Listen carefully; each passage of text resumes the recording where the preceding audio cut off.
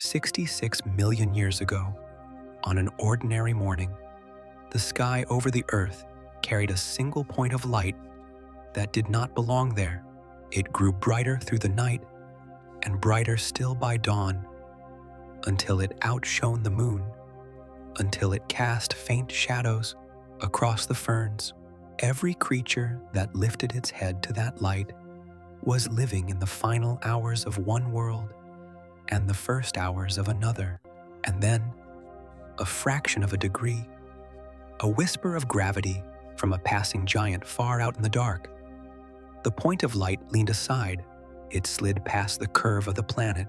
It went on into the emptiness, growing smaller, and it never came back. The ash cloud that should have swallowed the sun never rose. The winter that should have lasted a decade never came. The morning simply continued, and the great animals that should have vanished from every page of the future did not. Before we walk into that world together, I would like to know where you are. Tell me the hour on your clock and the place you are resting tonight. The city, the country, the quiet room. Somewhere out there, in the soft glow of a screen, we are all leaning into the same story from 1,000 different corners of the earth. And now, wherever you are, let the room grow a little dimmer and let us go back to the morning the sky missed. To understand what was saved, you have to understand how narrow the escape truly was. The object that grazed us was something on the order of 10 kilometers across, a mountain of rock and iron traveling at more than 20 kilometers every second. Had it struck, it would have released energy beyond any comparison our language holds comfortably, the equivalent of billions of the largest weapons humans would ever build, all in a single instant. It would have punched through the atmosphere so quickly that the air itself would have had no time to move aside. It would have opened a wound in the crust, nearly 200 kilometers wide, and the true killer would not have been the impact at all, but the aftermath. Trillions of tons of pulverized rock thrown above the sky, falling back as glowing rain, and behind it a veil of dust and sulfur that would have dimmed the sun for years. In the history we know, that veil fell like a shroud over the whole living world, and 3/4 of all species did not rise from beneath it. But not here. Here, the mountain passed by, and so the veil was never drawn, and the sun on the day after was exactly as warm as the sun on the day before. Imagine that day after, the light comes up over a landscape that would feel to your eyes both familiar and deeply wrong. The continents are not yet arranged as you know them. The Atlantic Ocean is younger and narrower. A shallow, warm sea still divides the land that will one day be called North America into 2 long islands. India is a wandering continent adrift in the Southern Ocean, in no hurry to collide with anything. Antarctica is not white. It is green, forested, cloaked in cool, temperate woods, where the nights are long but never lethal. The world is warmer than ours, wetter, softer at the poles, and its air holds a little more of the breath of plants. This is the world the giants kept, and they were still everywhere. In the river valleys, herds of duck-billed hadrosaurs moved through the mist in numbers that made the ground tremble faintly, a low sound you would feel in your chest before you ever heard it. These were animals the size of buses, and they gathered in the hundreds, cropping the low vegetation with batteries of hundreds of tiny grinding teeth, their hollow crests carrying long, mournful calls across the floodplain, like the notes of some enormous wind instrument. Among them walked the horned dinosaurs, the broad-frilled grazers, moving slowly, deliberately, the way that only an animal with no reason to hurry can move.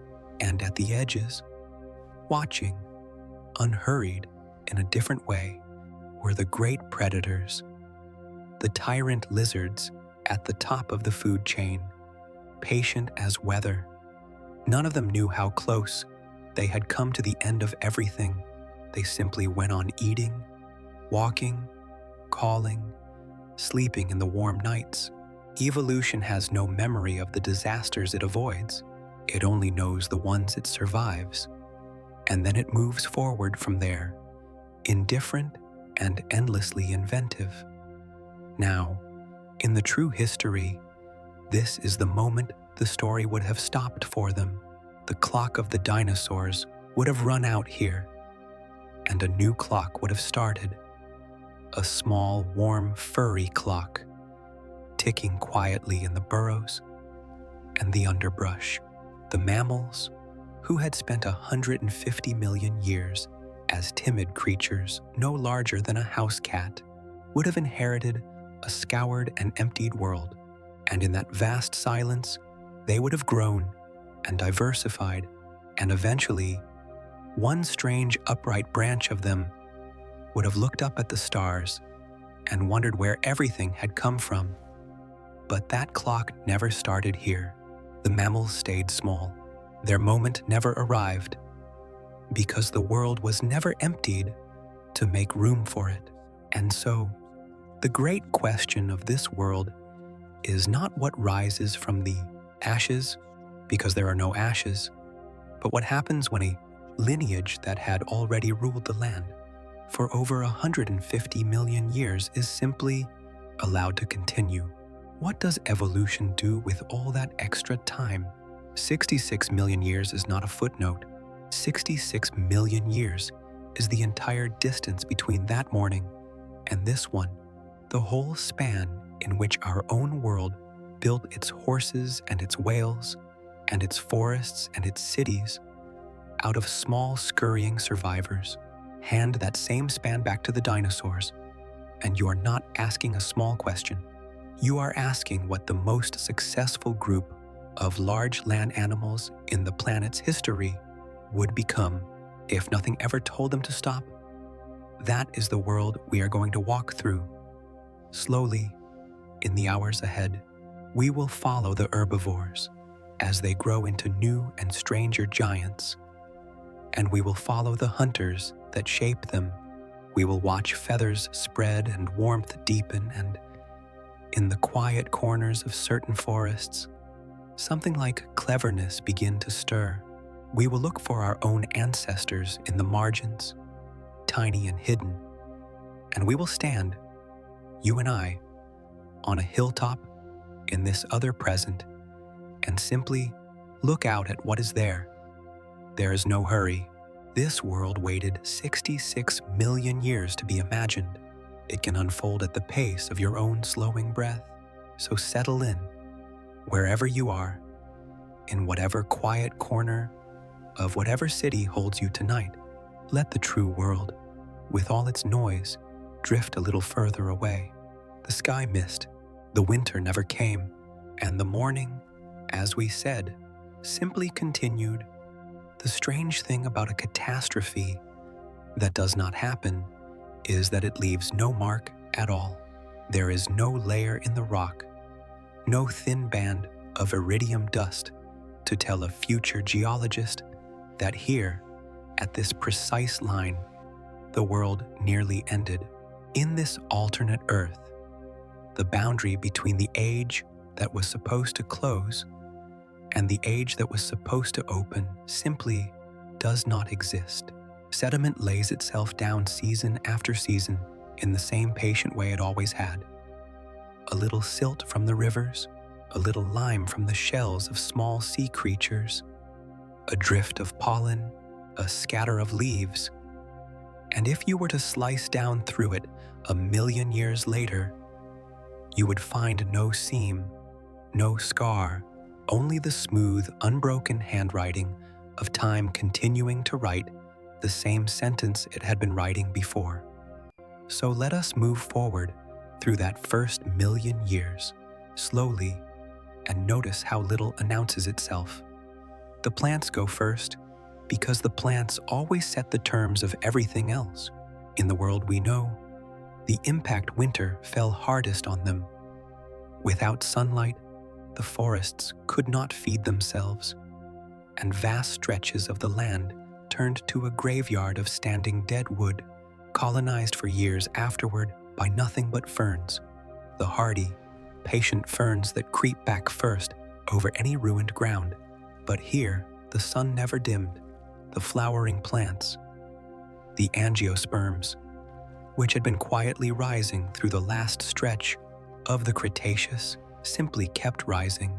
Magnolias and their relatives spread their broad, pale blossoms through the warm lowland woods. Sycamore-like trees lined the rivers. The laurels and the early relatives of the walnuts thickened the canopy, and beneath them, in the humid green shade, the ferns stayed exactly where they had always been, not as the survivors of a burned world, but as the ordinary understory of a world that never burned. You would notice, walking through these forests, how much was missing that your eye expects. There is no grass. Grass, as a true carpet across the open land, is still an experiment barely begun, a minor group of plants that will not come into its inheritance for tens of millions of years yet. So the ground beneath the trees is not the soft green lawn of your imagination. It is a floor of ferns and low sprawling herbs, of fallen leaves and slow rotting wood, of horsetails clustered wet along the stream banks with their jointed stems and their fine whispering brushes. And there are no flowers of the meadow kind, no daisies or poppies scattered across sunlit fields, because there are almost no sunlit fields. The world is a world of forest and swamp and braided river, of shade and standing water, and the deep green breath of leaves. The air itself is different. It is thicker with moisture, softer, warmer against your skin. Carbon dioxide sits at a level well above what the modern world will ever know until very recent times, and the plants drink it hungrily, growing lush and fast. The average temperature of the whole planet runs some degrees warmer than the one you were born into. There is little permanent ice anywhere. The poles are cool and dark for half the year, but they do not freeze into deserts of white. They hold forests of deciduous conifers and broad-leaved trees that drop their leaves through the long polar night and grow them back in the long polar day, adapted to darkness but not to killing cold. Stand at what will one day be the bottom of the world, and you would find not a sheet of ice 2 miles thick, but a quiet temperate wood, its floor deep in leaf litter, its air cold and clean and still. And through all of this move, the animals that were meant to disappear, behaving exactly as if nothing had ever threatened them, because nothing had. Consider the hadrosaurs again, the duck-billed dinosaurs, because they tell the story of continuity better than almost anything. They were, in the last stretch of the Cretaceous, perhaps the most successful large herbivores the land had ever produced, and their success rested on an unglamorous marvel of engineering hidden inside their jaws.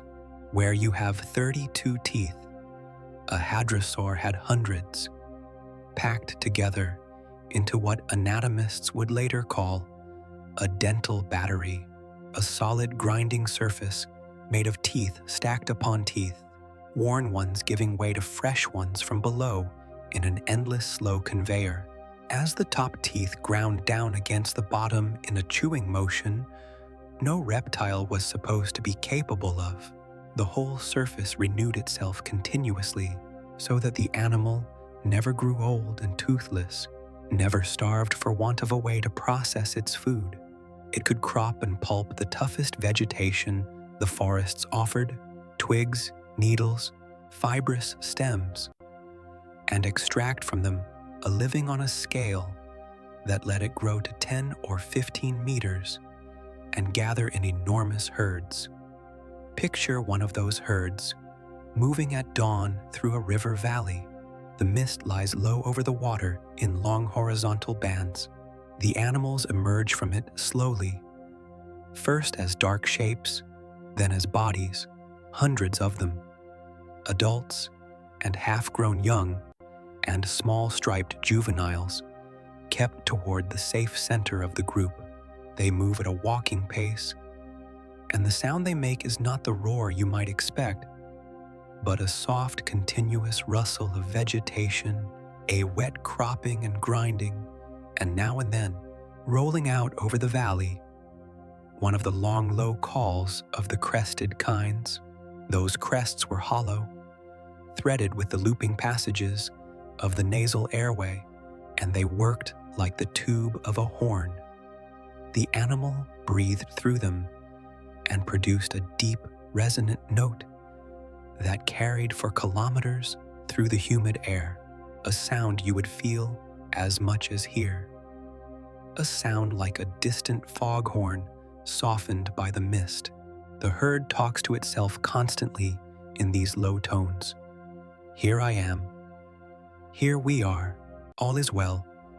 And the valley fills with a slow, murmuring chorus that rises and falls and never quite stops.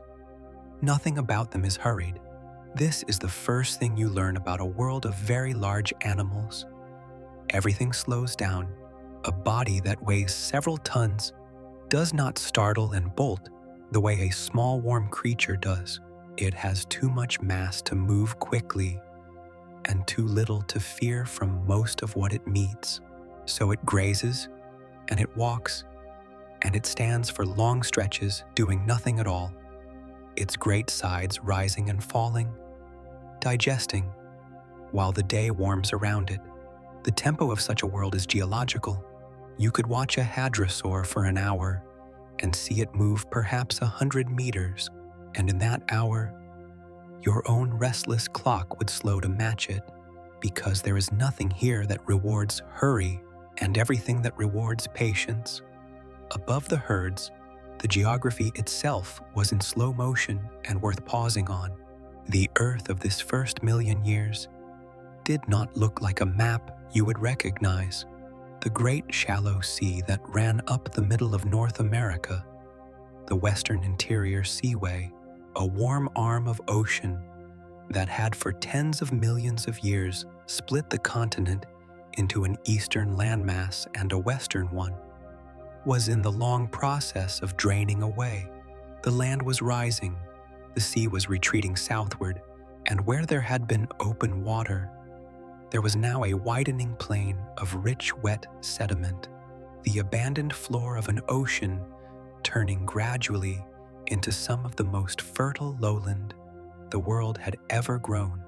The hadrosaurs and the horned dinosaurs followed that new land outward as it emerged, spreading into country that had been seabed within living memory of the rocks. In our history, this drainage happened too, but into an emptied world. Here it happened into a full one, and every new hectare of drying plain was claimed almost as soon as it appeared, colonized by ferns, and then by the animals that ate them in a slow green tide following the retreating water. You would feel in this world an immense and comfortable emptiness, but it is worth being precise about what kind of emptiness it is. It is not the emptiness of a dead place. It is the emptiness of a place with no crowds of the kind you know, no fences, no straight lines, no lights on the horizon at night, no low permanent hum of anything mechanical.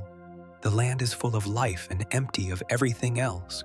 At night, when the herds settle and the valley goes quiet, the darkness is total and enormous, a darkness the modern world has almost entirely lost.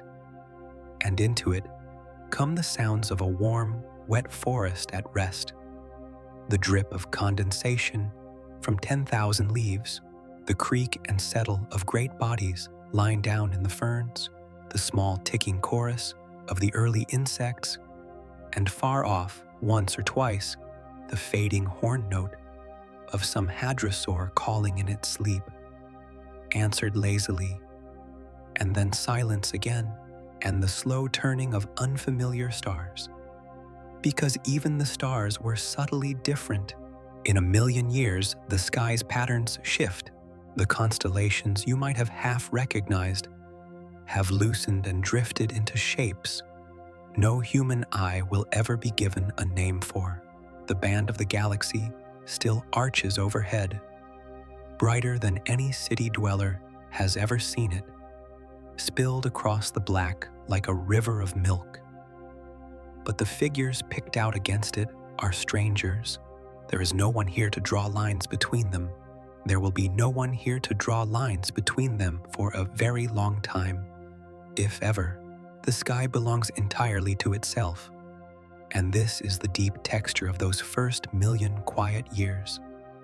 A world that kept all of its momentum and lost all of its urgency. The plants grew as they had grown. The sea drained as it had been draining. The herds walked their valleys and sang their low foghorn songs and lay down in the dark. The predators, which we will come to, kept their patient watch. Somewhere in the underbrush, the small warm things that might one day have been the whole story stayed small and warm and hidden, and no one noticed them, and no one had any reason to. The great wheel of the Cretaceous, which in another history broke apart in a single afternoon of fire, here simply kept turning, smooth and slow and unremarkable, grinding forward into a future that no longer had any particular reason to resemble our own. A million years is a long time. It is longer than the entire span of our own kind's existence, several times over. And in this world, across all of it, almost nothing happened that anyone would have called an event. The rivers changed their courses, the coastlines breathed in and out, a warm age drifted, degree by fractional degree, into a slightly warmer one and back again. Species shaded imperceptibly into their descendants, a little larger here, a little longer necked there, following the slow logic of full bellies and long lives. And that, in the end, is the strangest and most restful thing about a catastrophe that does not come. It gives you not drama, but its opposite. It gives you time. Vast, unbroken, unhurried time. And lets you watch what the living world does with it when nothing is trying to end. What it does, first of all, is grow larger, and that is where we will go next. Into the long reign of the giants and the slow, impossible biology of the largest animals ever to walk the earth. Give evolution a warm world, abundant plants, and enough time. And one of the things it reliably does with all three is build something enormous. Bigness is not an accident of the dinosaurs. It is a strategy, and a very old and successful one. And in a world where the great herbivores were never swept away, that strategy had all the room it needed to reach its furthest conclusions. So as we move deeper into this alternate history, past the first quiet million years, into the long stretch of tens of millions that follow, we find the land coming to be ruled more and more by the largest animals that have ever lived on it. Not the hunters, the eaters of leaves. Their name, from our own science, is the Titanosaurs, and even in the true history, they were the last, and in some ways, the grandest of the long-necked giants, spreading across the southern continents in the final age of the dinosaurs. Here they were never interrupted, and so they became the enduring backbone of the land, a lineage of animals built on a scale that strains the ordinary imagination. The largest of them stood with hips higher than a two-story house, stretched 30 meters or more, from the tip of the nose to the tip of the tail, and carried a living weight that the mind refuses to hold. 70 tons, 80, in the greatest of them perhaps more, the mass of a dozen elephants gathered into a single slow body. To stand beside the leg of such an animal would be to stand beside a pillar of warm flesh, wider than you are tall, and to look up along its flank, the way you might look up the trunk of a redwood. And the marvel of them is not that they were big, but that being big at all should be possible. That a land animal of 80 tons does not simply collapse under the pull of its own weight. To understand this world, you have to understand the quiet engineering that held those bodies up, and it rewards slow attention, because almost every part of it is a solution to a problem you have never had to think about. Begin with the bones. A creature that size, built of solid bone throughout, would be too heavy to move. The skeleton alone would pin it to the ground. So the great long-necked dinosaurs did not build solid skeletons. Their bones, especially the vertebrae of the neck and back, were hollowed and honeycombed, threaded through with air, in the same way that the bones of birds are light and air-filled today. Sacs of air ran out from the lungs and pushed deep into the skeleton itself, so that the enormous neck, which looks in the fossil like a chain of massive blocks, was in life far lighter than it appeared, a structure more like the frame of a crane than a solid beam, immense in size but riddled with emptiness, strong where it needed strength and hollow everywhere else. The animal, in a sense, was partly made of air. It breathed into its own bones. That same breath solved a second problem, the problem of heat. A body of 80 tons has a great deal of inside and relatively little surface, and inside is where warmth is made and trapped. A creature that large generates heat continuously through the slow fires of its digestion, and it has trouble getting rid of it. The deep core of such an animal wants always to grow warmer than is safe. But the network of air sacs running through the body and into the bones worked as an internal system of cooling, carrying air across warm surfaces deep inside where a simpler animal would have no way to reach. The giant breathed not only to feed its blood with oxygen, but to vent the slow furnace of its own bulk, an air conditioning built into the architecture of the skeleton. Now consider the neck, because the neck is where the physics becomes strange and beautiful. 6 meters of it, 8, in the largest kinds, perhaps longer. A horizontal boom of hollow bone and cable-like muscle and tendon, held out from the shoulders and swung slowly from side to side across the vegetation. Why build such a thing? Because it is astonishingly efficient. An animal that can stand in one place and, without moving its enormous body, sweep its mouth across a half-circle of forest 12 or 15 meters wide, reaching low into the ferns and high into the branches and everywhere between, is an animal that spends almost no energy gathering its food. The body is the expensive thing to move. The neck is cheap, so the giant plants its columnar legs and stands and grazes an entire clearing, bare by the slow, patient swinging of its head. And only when the clearing is stripped does it take a few ponderous steps and begin again. It is a feeding strategy built for stillness, and it made the long neck one of the most successful shapes in the history of life. But the head at the end of that long neck was almost comically small, no larger, in some of these giants, than the head of a horse, set atop a body the size of a house. And this is the third piece of the engineering. and perhaps the most restful to contemplate. The tiny head could not possibly chew. There was no room in it for the vast grinding batteries of the hadrosaurs, no space for the heavy jaw muscles that thorough chewing demands, so the long-necked giants did not chew at all. Their teeth were simple pegs or spoons, good only for stripping and raking leaves from branches, and everything they gathered went down the long throat hole and unprocessed into the one place in the body with room enough to deal with it, the enormous vault of the gut. And the gut of such an animal was less a stomach than a slow, warm ocean of fermentation. Vegetation is difficult food.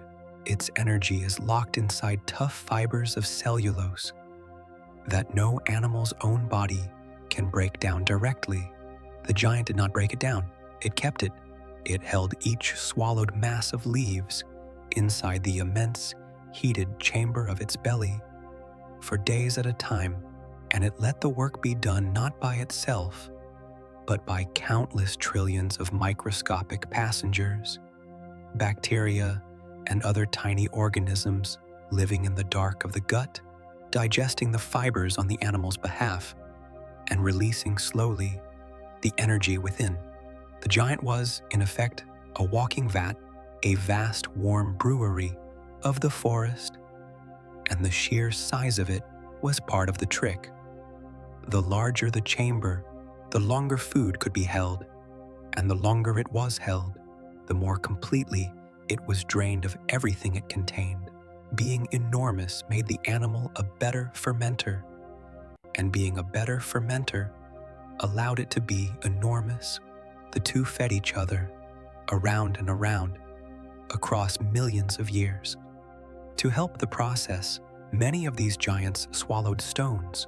You would find them, if you could open the animal, gathered in a muscular pocket of the gut. Smooth, rounded pebbles, polished to a shine by years of tumbling against one another. Gastroliths, stomach stones, taken in deliberately to grind and mash the swallowed vegetation from the inside, doing with rolling rock the work that the tiny head could not do with teeth. Imagine that. An animal that keeps a bag of river stones inside itself and uses the slow churning of its own gut to mill its food into pulp.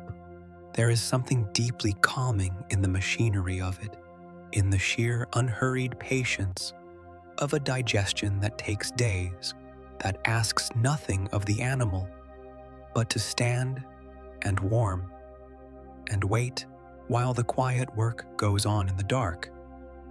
Everything about the life of such a creature is slow. It grew slowly and enormously, from an egg no larger than a melon. For even the greatest of these giants began as a hatchling small enough to hold, and had to survive a dangerous scampering youth in the underbrush before size made it untouchable. It grew for decades, adding tons a year through the long middle of its life, until it reached a bulk that no predator could threaten, and then simply continued, living perhaps a century or more.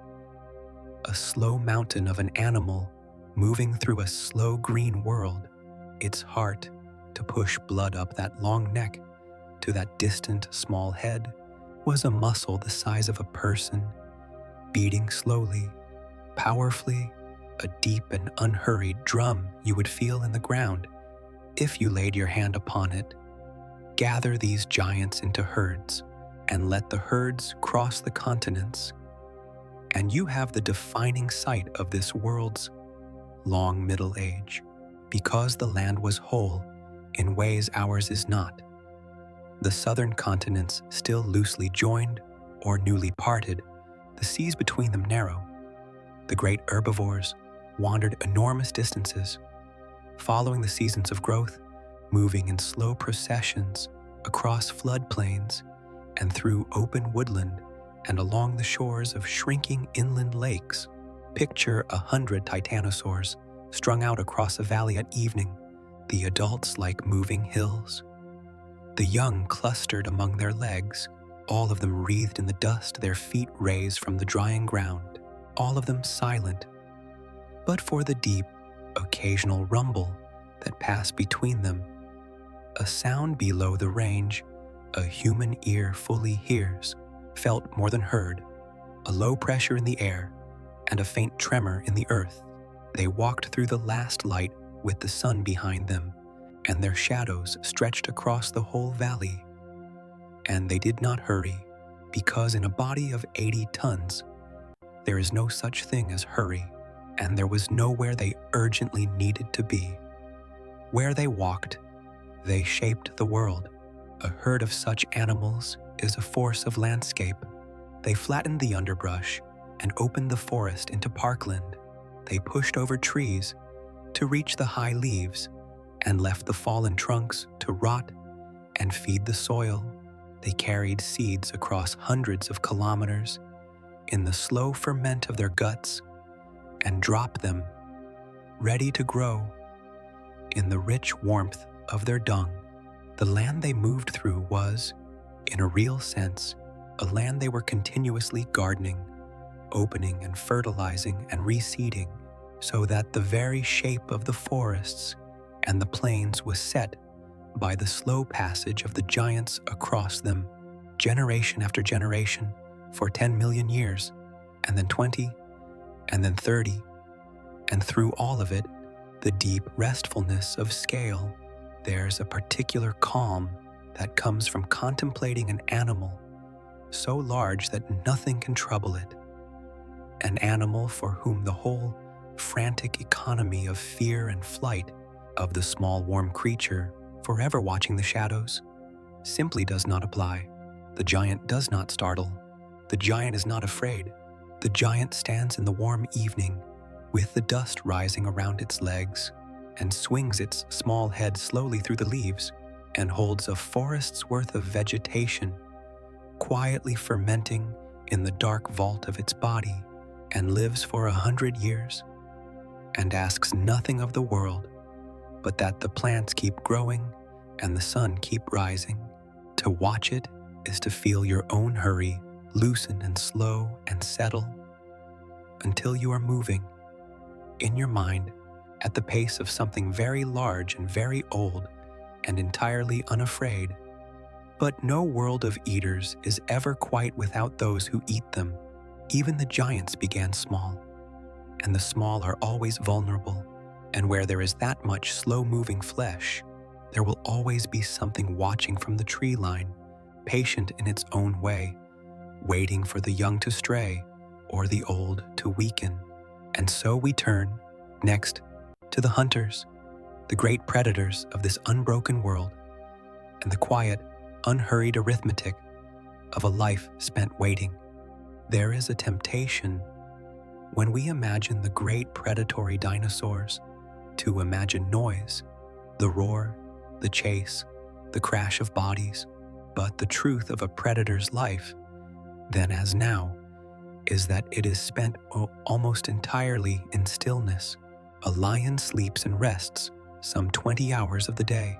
A great hunting dinosaur was no different in the fundamental arithmetic of its existence. Long stretches of patient waiting, punctuated by rare, brief, decisive violence, and then more waiting. So as we follow the hunters forward through this unbroken world, we are not following a story of endless action. We are following a story of watching, of economy, of the slow mathematics by which a very large carnivore stays alive, and of how, across tens of millions of extra years, the mathematics quietly sharpened the animals, doing it into something more refined, more sensing, and more clever than the world had seen before.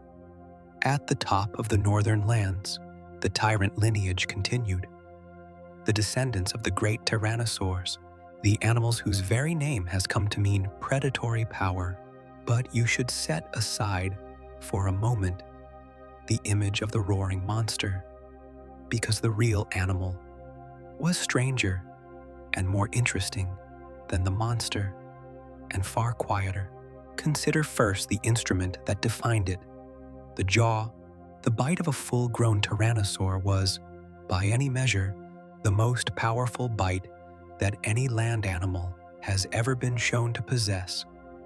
A force on the order of tens of thousands of newtons, concentrated through banana-sized teeth, enough to crush bone outright, to drive those thick, conical teeth clean through the armor of a horned dinosaur and shatter the skeleton beneath. This was not a slashing bite like a knife.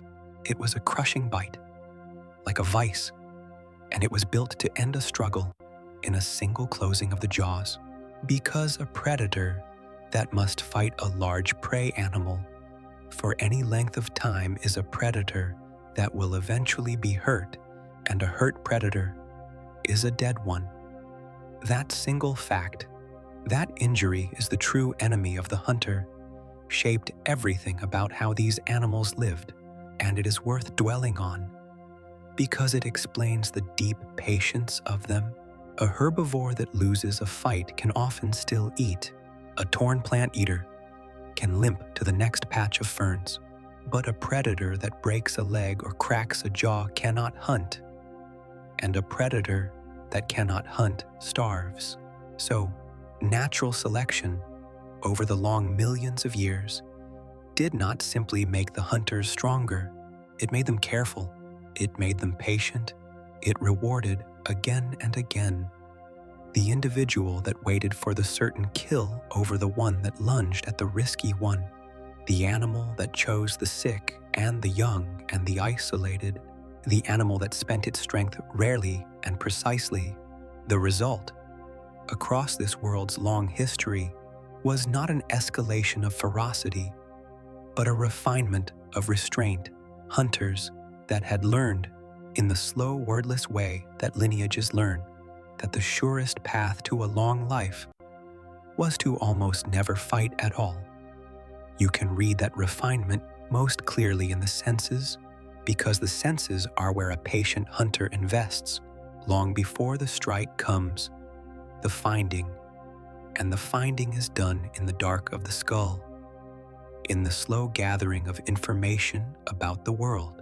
The tyrant lineage had, even in the true Cretaceous, extraordinary senses, and across the extra millions of years, those senses only deepened. The eyes faced forward, granting the overlapping fields of view that give precise judgment of distance. The same forward-facing vision that a hawk has, or that you have. The vision of an animal that must know exactly how far away a thing is before it commits to reaching it. Behind the eyes, the passages of the nose swelled into vast chambers, lined with the tissues of smell, and the parts of the brain devoted to scent grew large and elaborate until these animals could read the wind the way you read a page, could stand motionless at the edge of a clearing and know, from the drifting air alone, what had passed through in the night, how long ago, whether it was healthy or failing, how far it had gone, and the ears, tuned low, caught the deep sounds that large bodies make, the rumble of a distant herd, the particular labored breathing of a sick animal, the small sounds of the young. Imagine, then, the reality of the hunt, which is almost entirely a thing of waiting. The great predator does not roam the land searching. Roaming burns energy, and energy is the whole currency of survival. Instead, it positions itself at a river crossing the herds must use in the cover along a game trail, downwind of a place where the sick and the old drift to the water, and then it stops. It becomes, for hours, a part of the landscape, a huge still shape in the shadow of the trees, its breathing slow, its eyes moving, its nostrils reading the air, doing nothing, spending nothing, simply gathering information and waiting for the arithmetic to come right. You could pass within meters of such an animal and never know it was there. So complete is its stillness, so patient its economy. The violence, when it finally comes, lasts seconds. The waiting that precedes it lasts most of a life. And here is a detail that will surprise the old imagination. Many of these hunters were feathered and grew more so as the world turned. We know now that the tyrant lineage carried, at least in youth and at least in patches, a covering of simple, hair-like feathers, not for flight, which their tiny arms could never have served, but for warmth. Feathers are, before they are anything else, insulation, the finest that the animal world has ever produced. And in a world whose long middle age drifted through cooler spells, insulation was worth having. So picture the great predator, not as a bare-skinned reptile, but as something stranger and softer at the edges. A huge body clothed, at least in part, in a coat of coarse, downy filaments, dark and shaggy, that trapped the animal's warmth against the cool of the dawn and blurred its outline against the trees. The most fearsome hunter of the northern world may have looked, from a distance, less like a lizard and more like some enormous, grim, flightless bird, standing motionless in the mist with its feathers beaded in dew, watching the herds move across the valley below.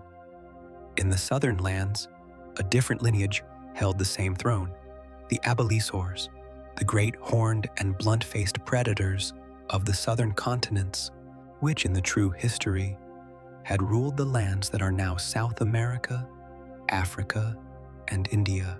Here they, too, continued, and they solved the problem of being a hunter in their own distinct way, where the tyrants built their whole strategy around the crushing jaw and reduced their arms almost to nothing. The Dinosaurs went even further, until their forelimbs were tiny, useless flaps, and their entire being was concentrated into the head and the neck and the fast-driving legs.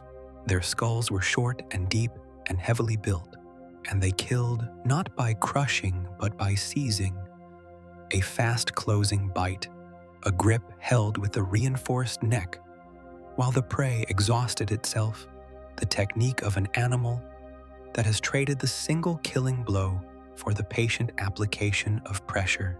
Across the southern floodplains, these blunt-faced hunters shadowed the herds of long-necked giants, taking always the young, the strayed, the weakened, never the impossible adults, working the slow edges of the herd the way a current works the edge of a bank. Between the great tyrants and the great Dinosaurs ran a whole graded world of lesser hunters, each fitted to its own scale of prey, and it is worth pausing on the fullness of it, because a stable world of predators is a layered world. There were the mid-sized pursuers, lighter and faster, built to run down the smaller herbivores across open ground. Long-legged animals that hunted by speed, where the giants hunted by ambush, their bodies all economy and stride, capable of loping for kilometers at a pace that would run their quarry into exhaustion. There were the small, swift, feathered hunters of the underbrush, which we will come to more fully when we turn to the feathered turn of this world, taking lizards and mammals and the young of larger things. And there were the quiet ones, the ones that did not hunt at all but waited for the hunters to finish. For even a world of dinosaurs had its scavengers, its patient watchers of the sky and the tree line, drawn to the smell of an opened carcass from kilometers away, gathering to take their turn after the killer had eaten its fill, and withdrawn to rest, because that is how it ended every time. Not in triumph, but in rest. The great hunter makes its rare kill, and it eats enormously, gorging on flesh in the way of animals that do not know when the next meal will come, taking in at a single feeding what will sustain it for a week or more, and then it withdraws.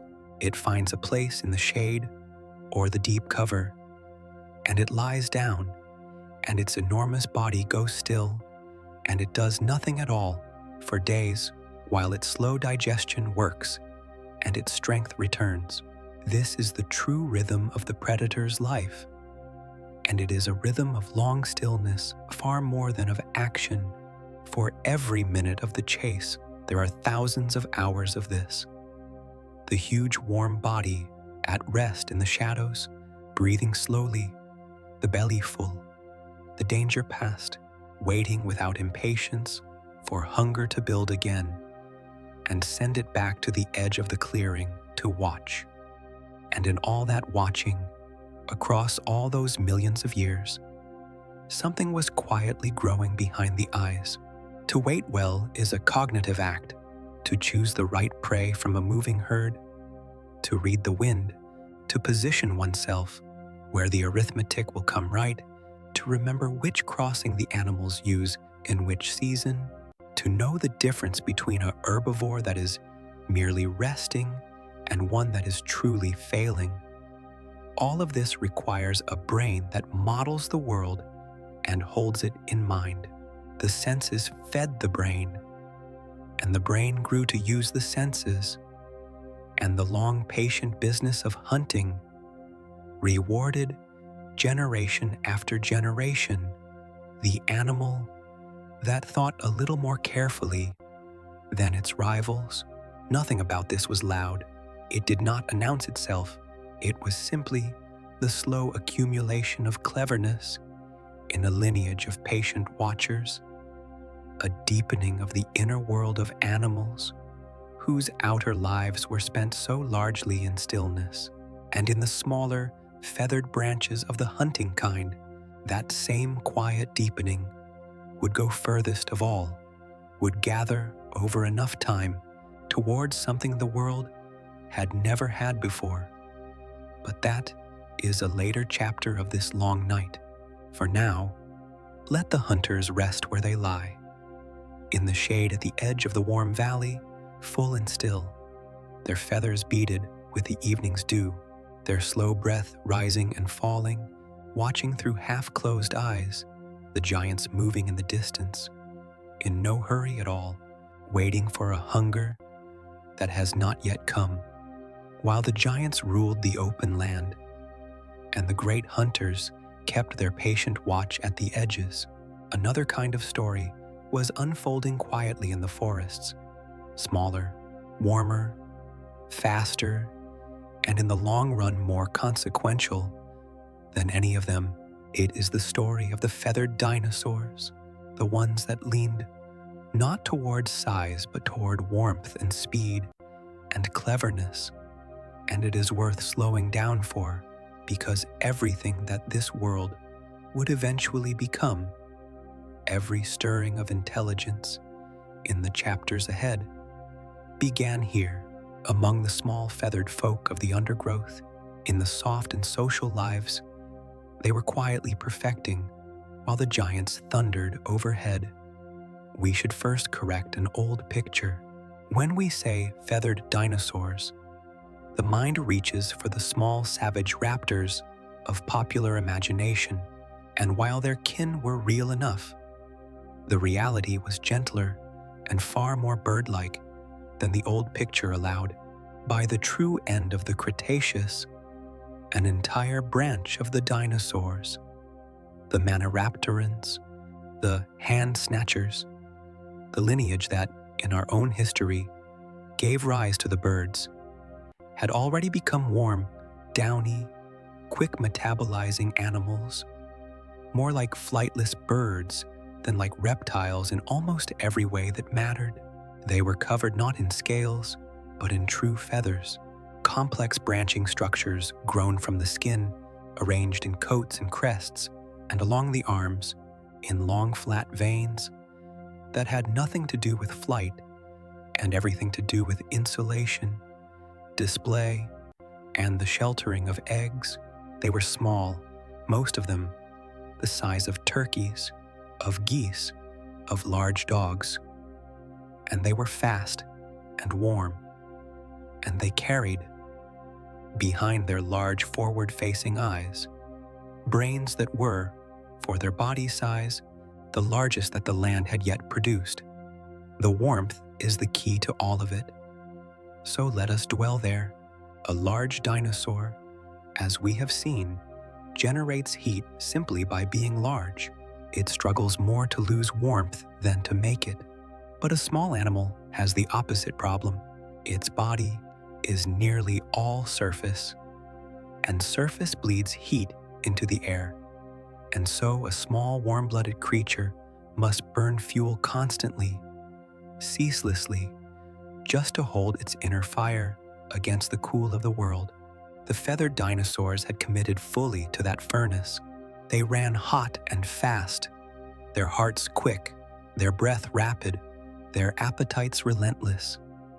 And to keep the precious warmth from pouring away, they wrapped themselves in the finest insulation the animal kingdom has ever devised.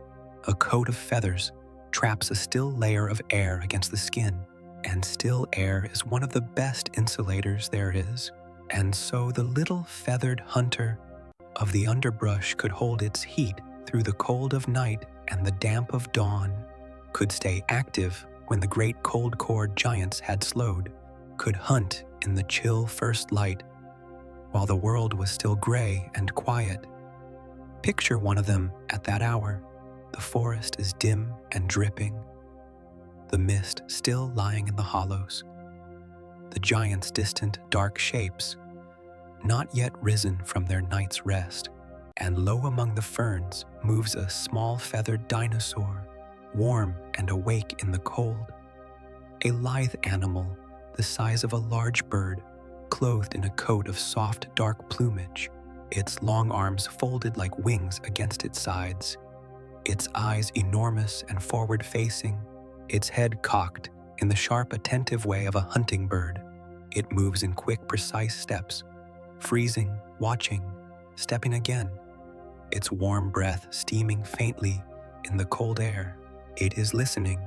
Behind those great eyes, a brain far larger than any reptile's is building a careful model of the world around it.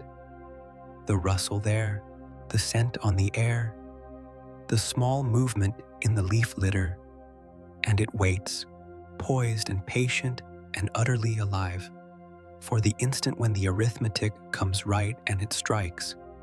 The eyes and the brain deserve their own slow attention because they are where the deep change was gathering. Warmth is expensive, but it buys something precious, a body that can be active always, a nervous system that can run fast and hot and continuous, a brain that can be kept lit around the clock, and a large brain, once you are paying to run it, is worth filling with the world. These feathered animals had vision to rival a modern bird's, sharp, and in many of them almost certainly colored, for the descendants of dinosaurs would carry into our own world the richest color vision of any land animals, the ability to see hues that mammals like us cannot. They saw a forest far more vivid than the one your eyes would show you, saturated with colors you have no names for. And much of what they did with that vision was to look at one another, because these were social animals, and a social animal's most important landscape is the landscape of other faces. This is the soft heart of the feathered world, and it is the part most worth resting in. They cared for their young, the old reptilian pattern. Lay the eggs, bury them, walk away, let the hatchlings fend entirely for themselves, was already breaking down among the dinosaurs, and among the feathered kinds it broke down completely. These animals built nests.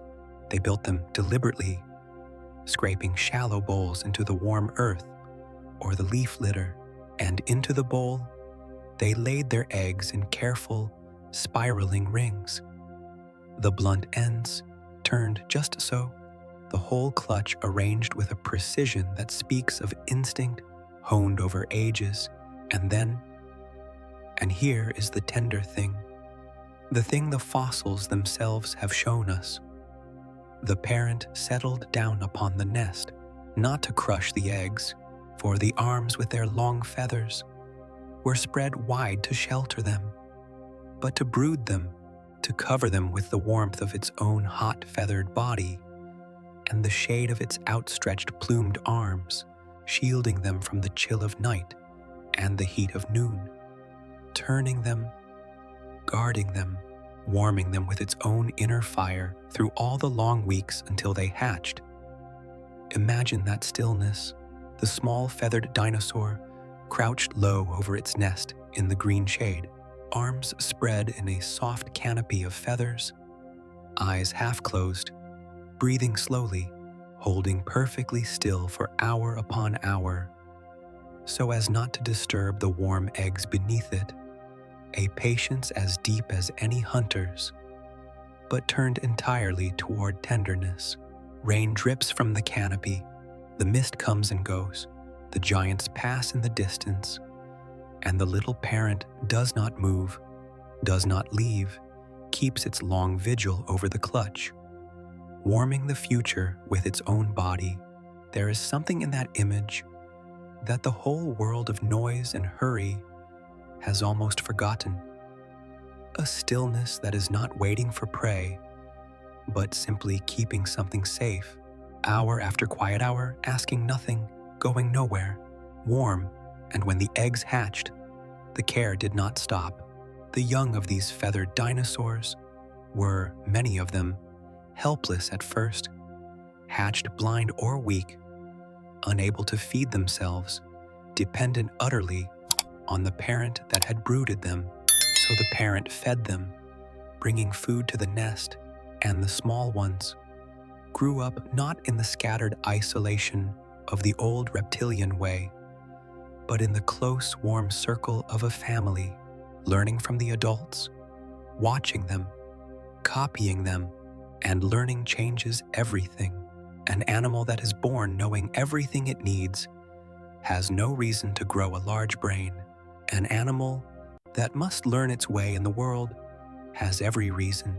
The long-dependent childhood of the feathered dinosaurs, the years of watching, copying, being taught, was itself a school, and the brain grew to fill it, generation after generation, until these animals carried into their forests something the world had never had in such measure, a mind shaped by growing up, by family, by the slow, soft business of being cared for and then caring in turn. They were social beyond the nest, too.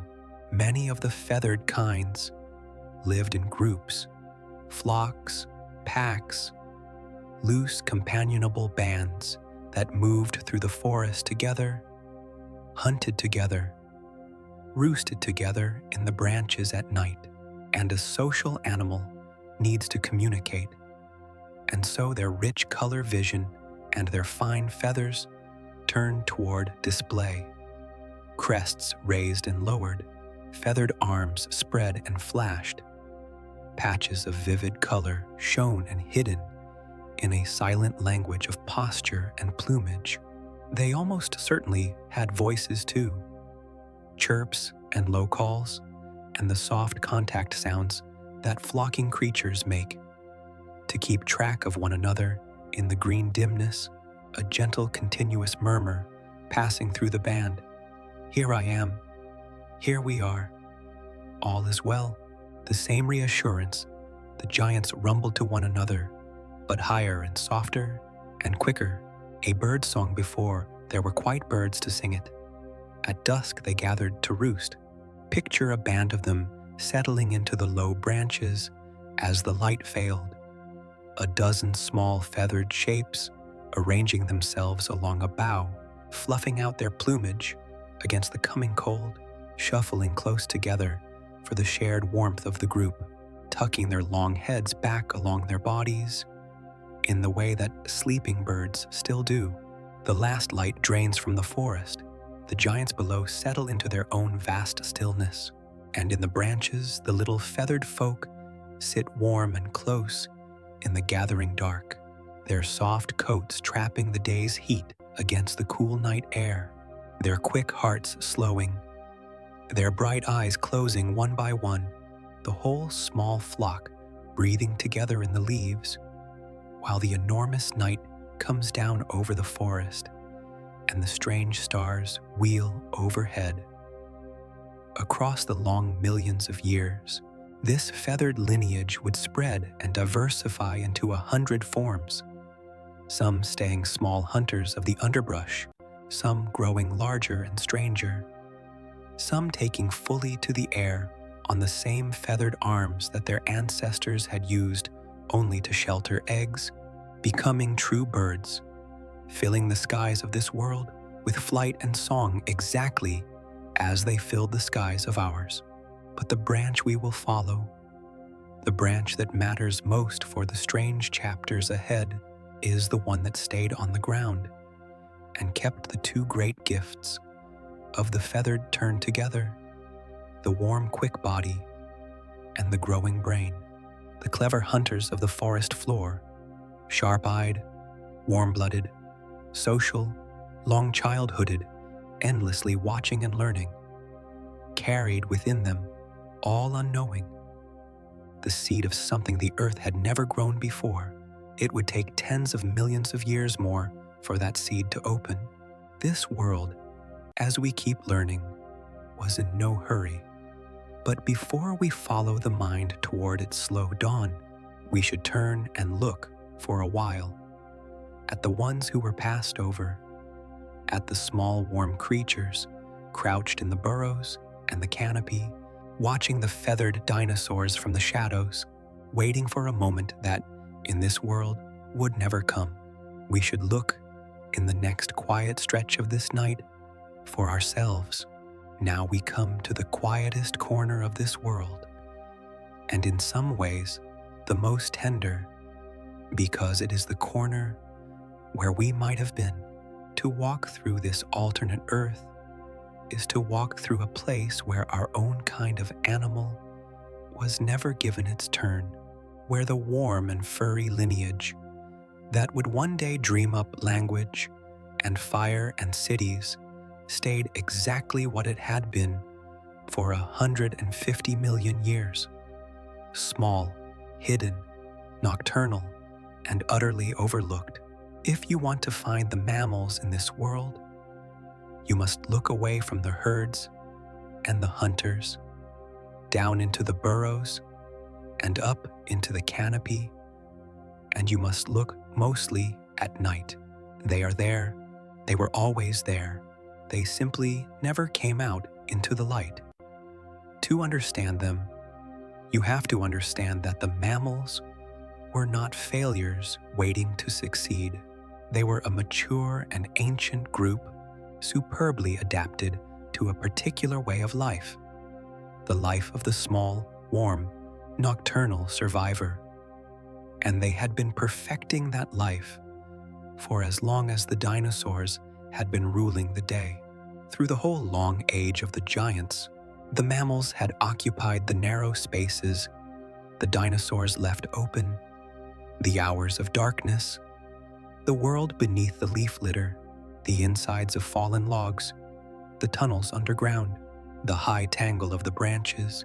They were mostly tiny, many no larger than a mouse or a shrew, the greatest of them no larger than a house cat, and they were mostly creatures of the night. And in this world, they stayed that way not through any weakness, but because the day, so completely and permanently, belonged to something else. Consider what the night asks of an animal. Because the mammals answered every question it poses, and their answers are the deep reason we are what we are. Darkness is cold, so the night animal must make its own heat, must run warm and burn fuel against the chill. And so the mammals, like the feathered dinosaurs on their separate path, became warm-blooded, wrapped not in feathers but in fur, that other great invention of insulation, a dense coat of fine hairs, trapping a still layer of warm air against the skin. Darkness is silent, so the night animal must hear what it cannot see. And so the mammals grew their extraordinary ears, the delicate chain of tiny bones that carries the faintest sound into the skull, an inner ear of exquisite sensitivity found nowhere else in the animal world. Darkness hides color, so the night animal has little use for the rich color vision that the feathered dinosaurs prized. And so the mammals let that sense fade, keeping only a simple dim vision tuned for shades of gray, and turned instead to other ways of reading the dark. Chief among those ways was smell and touch. The small mammal of this world lived in a landscape built almost entirely of scent and texture, a world you can barely imagine, because your own life is so ruled by the eye. It moved through the night, reading the ground with its nose, following invisible trails of scent laid down by other creatures, marking its own paths with its own scent, knowing its whole territory as a map of smells rather than sights, and it read the world by touch, through the long sensitive whiskers that fanned out from its face, feeling the width of a gap in the dark, the surface of a branch, the stir of the air that meant something moving nearby.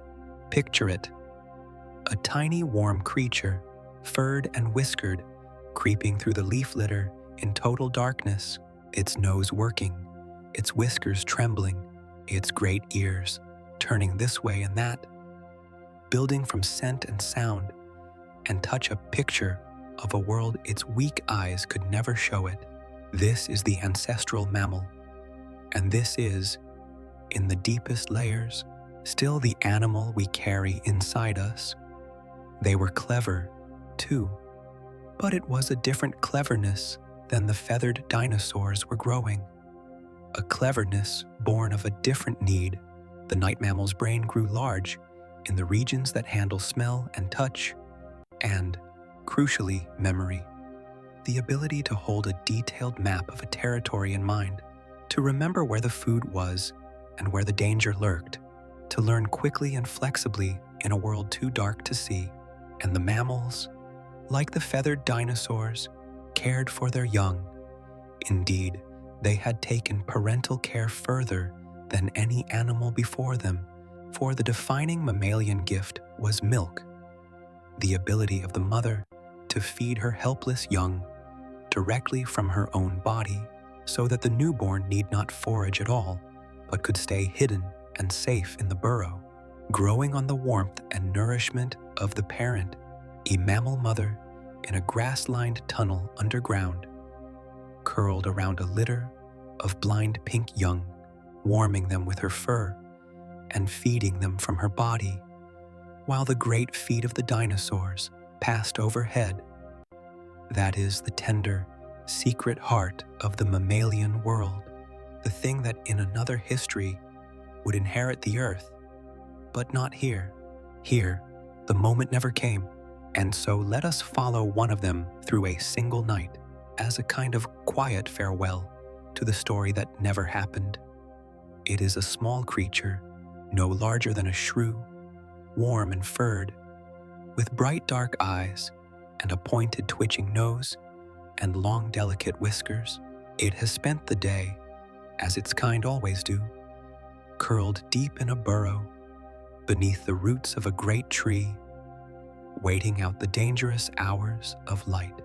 Now, as the sun sinks and the giants settle and the feathered flocks go to roost, it stirs. It comes to the mouth of its tunnel, and it waits there, nose working, ears turning, reading the dark for danger. And then, satisfied, it slips out into the cool of the night, into a world that has, for these few hours, been handed over to the small and the warm. It moves through the leaf litter in quick, nervous darts, Freezing at every sound, it hunts the small things of the night: insects, worms, the soft creatures that come out in the dark, cracking them in its tiny sharp teeth.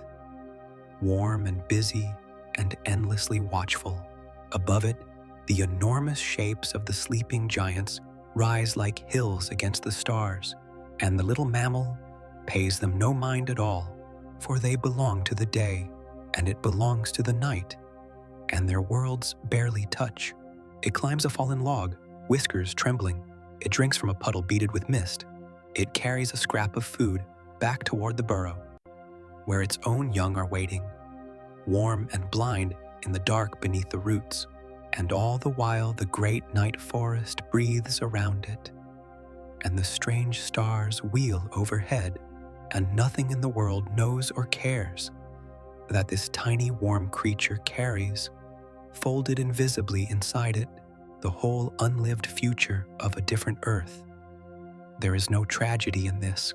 That is the important thing to feel, lying here in the dark. The little mammal is not waiting for its chance and grieving that it never came.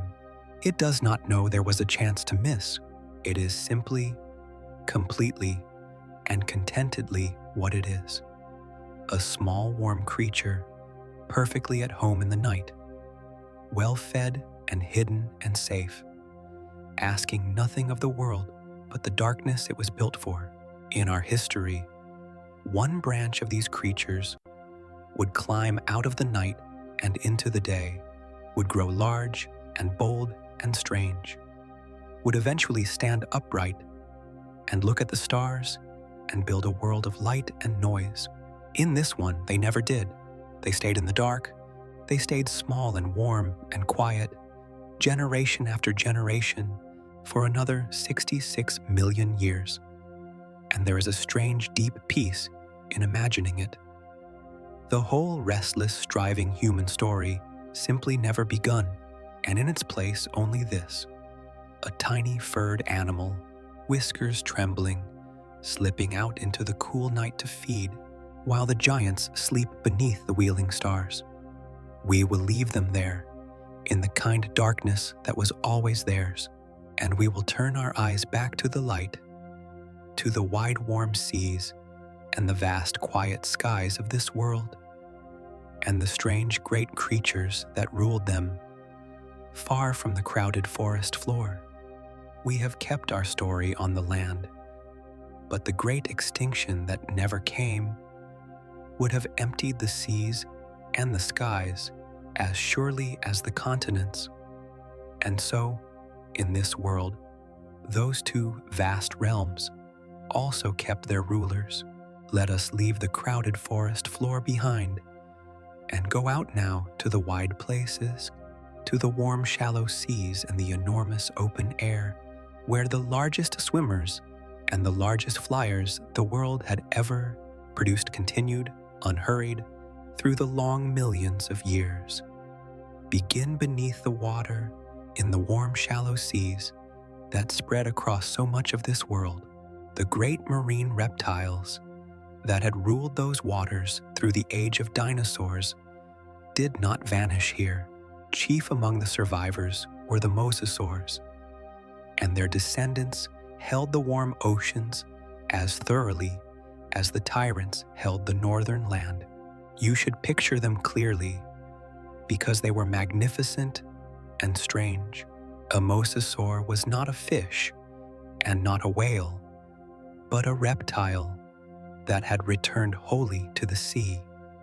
A long, powerful, streamlined body driven by a great flattened tail, steered by 4 broad paddling limbs, breathing air at the surface and then sliding back down into the blue. The largest were the size of the largest predatory whales, 15 meters and more of smooth, muscular hunter, and across the extra millions of years, they refined themselves further into the shape the sea demands of all its great swimmers. The same tapered, powerful, tail-driven form that fish and sharks and dolphins and whales have each arrived at separately because the water permits only a few answers to the question of how to move through it quickly. Their world was a world of light and pressure and slow blue distance. Sink with one in your imagination, down from the bright warm surface where the sun scatters into moving nets of light across the sand, down through the layers where the water cools and the light thins and blues, down to where the great swimmer cruises in the dim quiet, its paddles barely moving, its long body flexing in slow, patient sweeps. It hunts by sight in the upper waters and by other senses in the dim ones, reading the faint pressure waves of moving prey, tasting the water for the scent of blood and flesh, cruising the endless blue, in a silence broken only by the muffled clicks and low sounds that carry so far and so strangely through water. The warm seas were rich, thick with fish and squid, and the coiled-shelled ammonites that still, in this world, jetted backward through the blue in their thousands, and through that abundance the great marine reptiles moved as the giants moved on land, slowly, patiently, without fear, the unchallenged rulers of a warm and quiet sea. Along the coasts, where the warm shallows met the land, life gathered thickest of all. Picture a shoreline of this world at low tide, broad flats of warm mud and sand, laced with tidal channels, scattered with the shells of ammonites and the trails of countless small creatures, steaming faintly in the morning sun. Here the sea reptiles came into the shallows to hunt, and here the small things of the tideline swarmed. And here, above it all, wheeling in the warm rising air, came the true marvel of this world's skies. For the pterosaurs, too, survived, and grew, and reached in this world a grandeur that beggars the imagination. These were the flying reptiles, the first vertebrates ever to master powered flight, and by the end of the true Cretaceous, the greatest of them had become the largest flying animals that have ever existed. Creatures with wingspans of 10, 11, 12 meters, as wide as a small aircraft, standing on the ground as tall as a giraffe. Let that settle for a moment. A flying animal, the height of a giraffe, folding its immense wings and walking on all fours across the tidal flats on legs and folded forelimbs, then spreading those vast leathery membranes and lifting impossibly into the sky. In this world, they only grew more varied and more perfected, filling the air as the mosasaurs filled the sea. The wings themselves reward slow attention because they were built on a principle unlike anything else that has ever flown. Where a bird's wing is feathered and a bat's is a webbing of many fingers, the pterosaur's wing was a single, vast membrane of living skin, stretched from the ankles to the tip of one enormously elongated finger, a fourth finger drawn out into a spar longer than the animal's whole body, along which the wing ran taut and strong.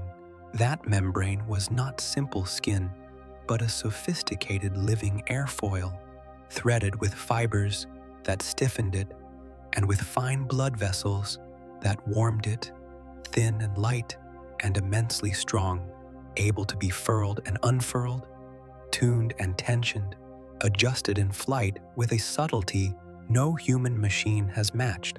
And the bones that carried it were, like the bones of the great land giants, hollow and air-filled, so that even the largest of these flyers weighed astonishingly little for its size. A vast animal, built almost of air and membrane, made to be lifted. Watch one launch. It stands on the tidal flat on all fours, folded, enormous. It gathers itself, and then, in a single explosive movement, It vaults up and forward off its powerful forelimbs, pole vaulting into the air on the very arms that carry its wings.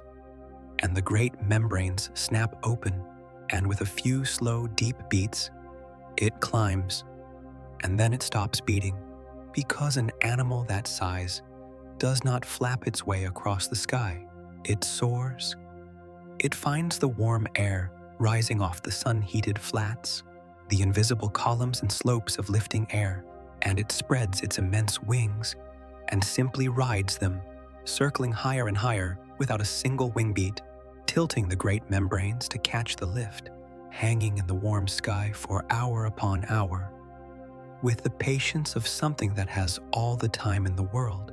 From below it is a vast, slow silhouette against the bright cloud, wings held taut and still, drifting in wide, unhurried circles over the shining coast. From up where it flies, the whole warm world spreads out beneath it.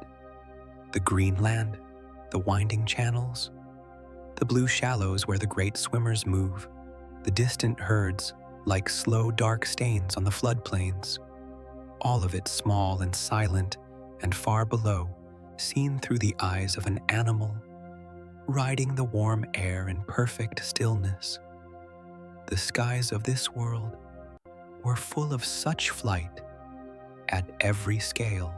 Below the giants soared smaller pterosaurs in their many kinds, and among and beneath them all flew the birds. For the birds, those feathered dinosaurs that had fully taken to the air, thrived here exactly as they thrive in our own world, filling the forests and coasts with song and color and quick darting flight. The air of this earth was a layered kingdom, the great soaring reptiles riding high on the warm columns, the birds flashing bright and small through the lower air, the whole vast sky in use from the treetops to the high cold blue, alive with wings, and over it all lay the same deep quiet that runs through this entire world, the quiet of a place with no engines in the sky, no wires, no distant hum, nothing overhead but living wings and moving air. Stand on the warm shore at evening.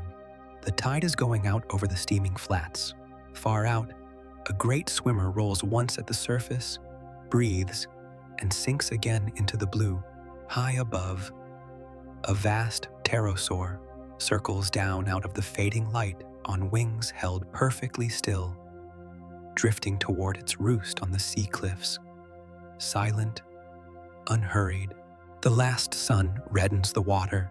The great flyer settles at last onto the high rocks and folds its enormous wings, and the sea breathes slowly against the shore below, in and out, and the warm dark comes down over the water and the wings and the wide quiet world. We have seen the land, the sea, and the sky, and everywhere the same slow, patient rule of ancient and unhurried creatures. But something new has been gathering, all this while, in the clever feathered branches of the forest floor, something the world had never grown before. It is time at last to follow the mind toward its slow dawn. Everything we have followed so far has been, in its way, a story of the body, of size, of warmth, of wings and jaws, and the slow perfection of ancient forms. But now we come to the strangest thread of this world, the one that sets it most apart from anything the true history offers. And it is not a story of the body at all. It is a story of the mind, of how, in the clever feathered branches of the forest floor, across tens of millions of unhurried years, the earth grew, for the second time in its history, a thinking thing. We left those feathered hunters as small, warm, sharp-eyed, social animals with growing brains.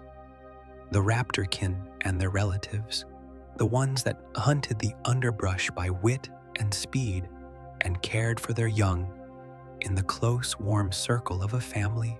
Everything that intelligence requires, they already possessed in seed. They had the large brain, kept lit around the clock by their warm, fast bodies. They had the keen, forward-facing eyes and the rich color vision, feeding that brain a vivid and detailed world.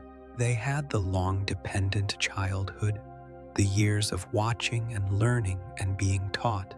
They had the social life, the flock, the endless, subtle business of reading other minds. And they had one thing more, one gift of anatomy that the mammals in the dark had never possessed in the same measure: the hand. Dwell on the hand, because the hand may be the quiet key to everything. The feathered dinosaurs of this lineage had, at the end of their long feathered arms, 3 slender grasping fingers, fingers that their ancestors had used to snatch prey from the underbrush, tipped with curved claws, driven by fine muscles, and served by a brain already skilled at guiding them with precision.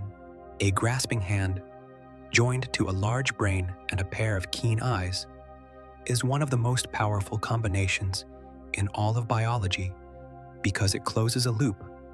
The eye sees, the mind considers, the hand acts, the eye sees the result, and the mind learns.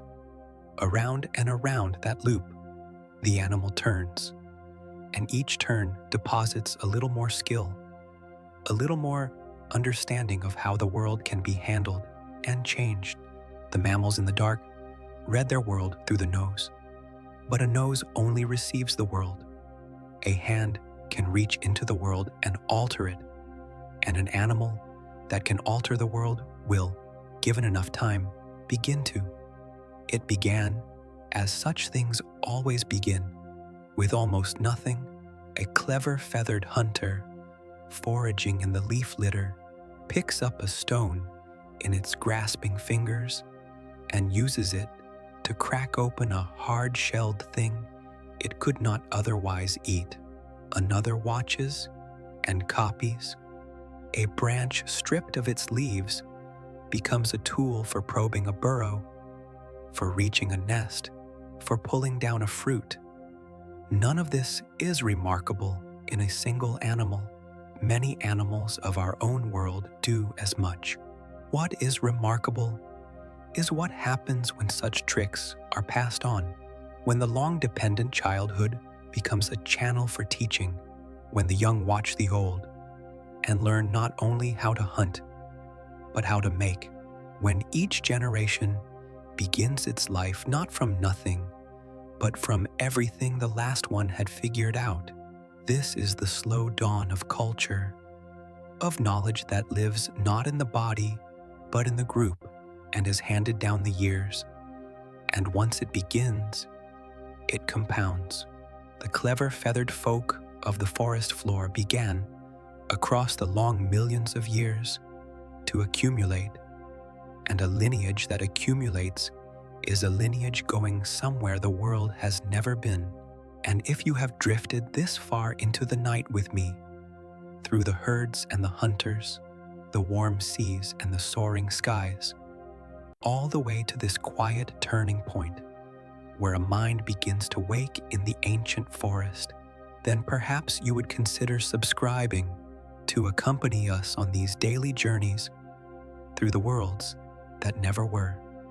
There is a new one waiting each night, another long, slow, wandering through some corner of the possible, and it costs nothing to walk them with us, but the invitation is soft, and the night is long, and the forest is still waiting, so let us return to it now, and to the slow waking of the mind among the ferns. Watch, then, one of these creatures at its work, tens of millions of years into the story, a descendant of the raptor kin. Though changed, it is perhaps the size of a large person, though built far lighter, its bones half air, its body clothed in a smooth coat of dark feathers. It walks upright on 2 long legs, its tail shortened and stiffened into a balancing rod, its head held high on a supple neck. Its eyes are enormous, forward-facing, and behind them, the skull has swelled and rounded to hold a brain grown large and deeply folded, and its hands, its three-fingered hands, have grown fine and clever and sure, the fingers long, the grip precise, the whole limb governed by a mind that has spent 100 generations learning to make it do delicate things. It is crouched at the edge of a stream, and it is working a piece of stone. It holds one stone in its left hand and strikes it carefully at just the right angle, with another held in the right, and a flake breaks away, sharp-edged, and the creature turns the core and studies it with those great dark eyes and strikes again. This is not instinct, this is thought. The animal is holding in its mind an image of the tool it wants and working the stone toward that image, blow by considered blow, correcting, judging, deciding. Around it, others of its kind move quietly through the streamside shade, each at its own small task, and now and then, one makes a soft call to another, and now and then, one watches another work and learns. There is no roar here, no drama, only the small, precise clink of stone on stone by the water, and the quiet attention of clever animals at their patient making.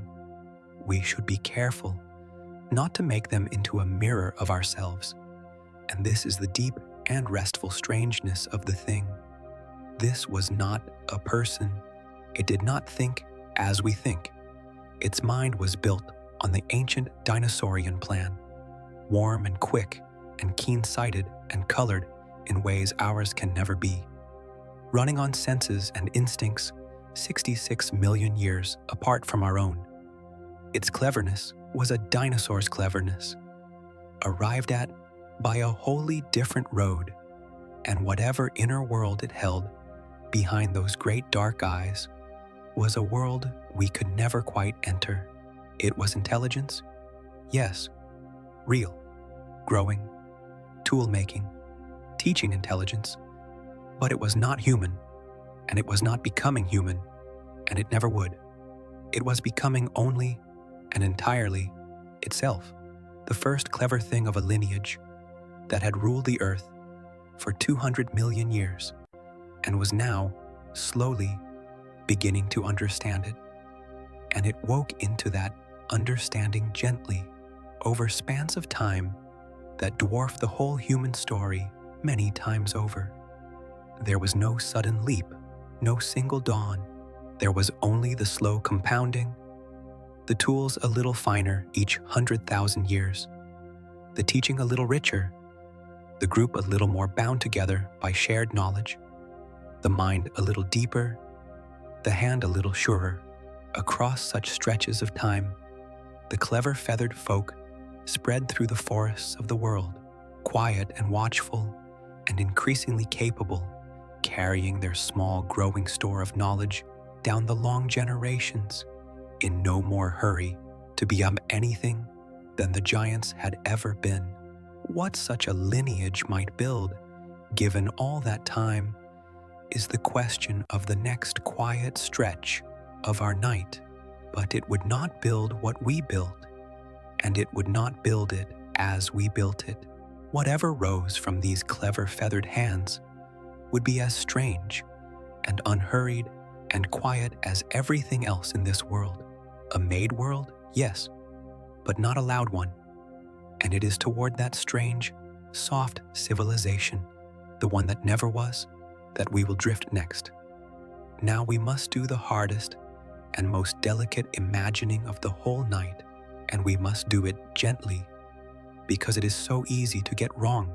We are going to picture what the clever feathered folk made of their world, once their slow gathering knowledge had gathered long enough to build with, and the temptation, the thing we must set aside from the very start, is to picture our own world in feathers, their version of our streets, our engines, our glass towers, our noise. That is not what rose here. Whatever these creatures built, they built as themselves, out of their own ancient and alien nature, and the result was something far stranger, far quieter, and far more at rest than anything our own restless species has ever made. Consider first what they were, because a civilization grows from the nature of the animal that makes it, and this animal was nothing like us. It was warm and feathered and patient. It had come over 100 million years from a lineage that did not hurry, that ruled by stillness and economy, that spent its life mostly waiting and watching. It laid eggs and brooded them in the warmth of its own body. It lived in close-bound family flocks.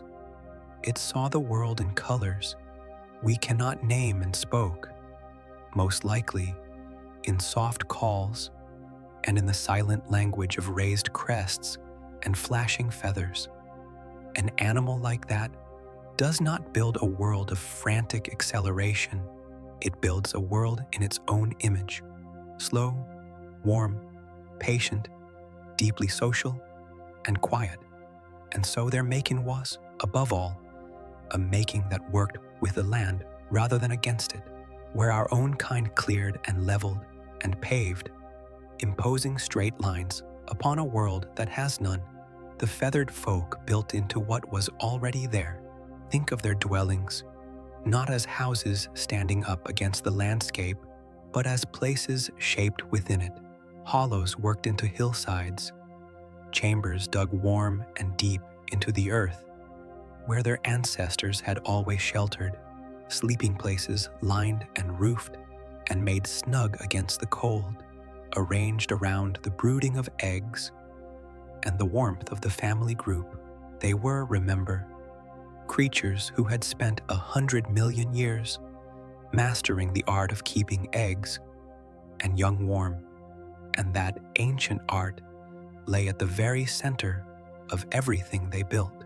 Their settlements were, more than anything else, vast careful arrangements for the holding of warmth, clustered chambers, shared heat. The whole community gathered close against the cold of night in the way their flock ancestors had huddled together in the branches. Their great skill was with stone, and with warmth, and with growing things, and it is worth resting on each, because their genius lay in patience rather than power. They were makers of stone.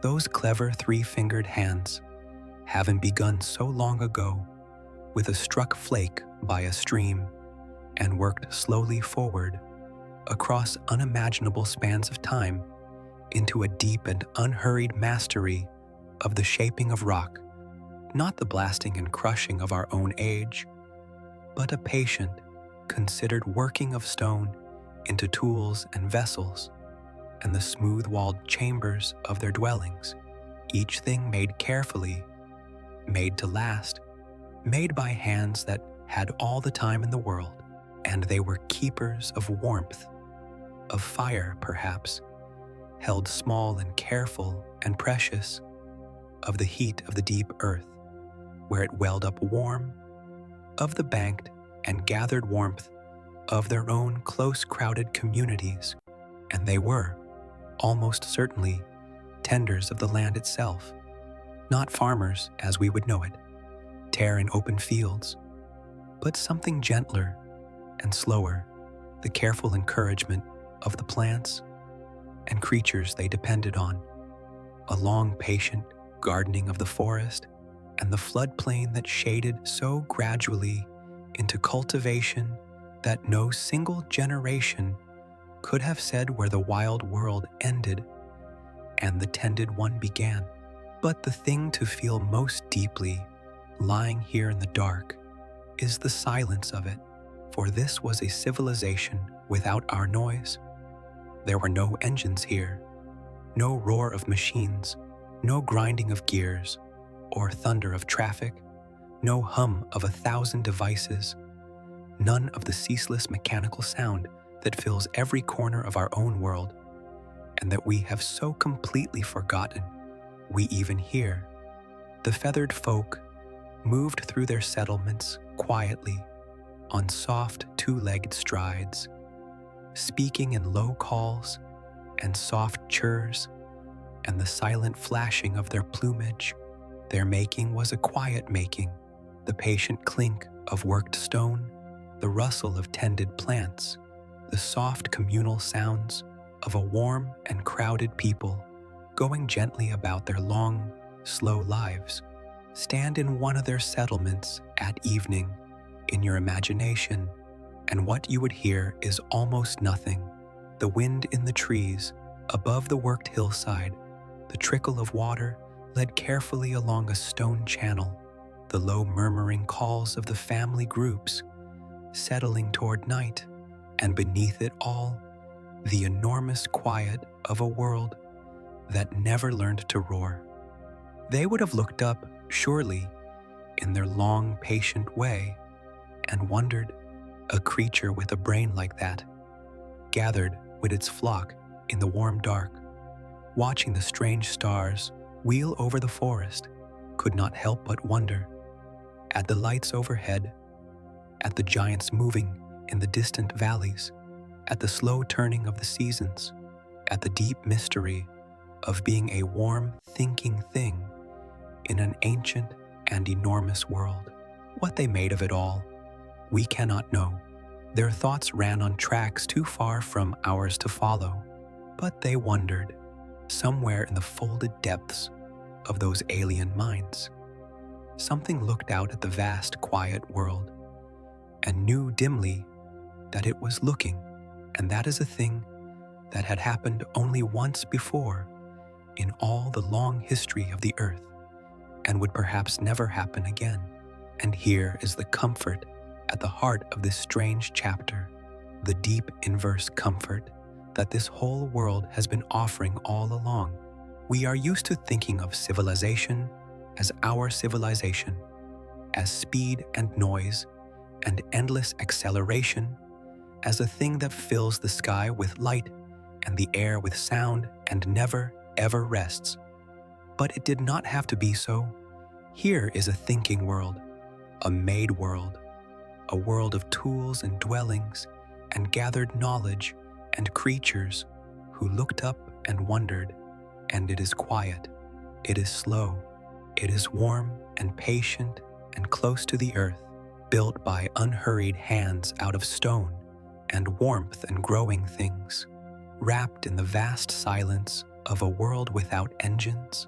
It is a modern age that is nothing like our modern age, and to imagine it is to feel, somewhere beneath the ribs, a kind of loosening, the sense of a world where being clever and being calm were never forced apart, where a thinking thing could build a life and still, at the end of the day, gather warm and close with its own in the deep, quiet dark, and rest. But this world, like ours, turned beneath a changing sky, and no warmth lasts forever. In the long ages ahead, the climate itself would begin to shift, and the cold would come wandering down from the poles, and even the patient feathered folk and the great warm giants would have to learn the oldest lesson of all, how to endure. No world holds its warmth forever.